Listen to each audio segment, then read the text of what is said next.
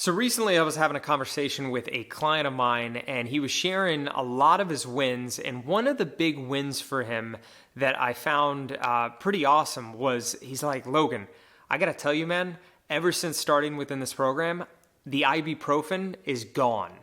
And I was like, well, can you kind of elaborate on that for me? He's like, man, before entering here, I felt like crap all of the time. I'd be popping ibuprofen like it was going out of style. He said, through this program and through this process, I've gotten to the point now to where I'm no longer taking ibuprofen. I'm down to 1 cup of coffee a day. My energy is through the roof, and I'm just feeling like $1,000,000 all the time. And I asked him, what do you think has led to that, right? There's so many facets within the program. And he was like, man, there's so many things, but he narrowed it down to two. And the first thing was, of course, getting his nutrition overhauled, right? Making sure that he had the right kind of foods that was customized for him, fit for where he wanted to go, tailored towards him and his lifestyle, and was able to make sure that he was on point with that and not have to sacrifice, giving up everything he loved and being able to go throughout his work week and through his busy schedule and still stay on point with that. So that was the first thing. But he said, aside from the nutrition, he said one of the biggest things for me was the hydration.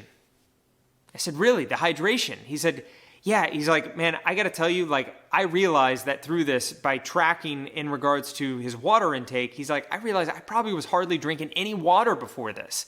And he's like, man, now that he's got it tracking and we know we've got him prepped, making sure that he's be able to hydrate, especially when he's, traveling on planes, in between meetings, those kind of things. He said, man, I got to tell you, I think that has helped a significant amount. And this doesn't surprise me because this is what a lot of clients say. Because when it comes to hydration, this is one of the most simplest yet overlooked thing.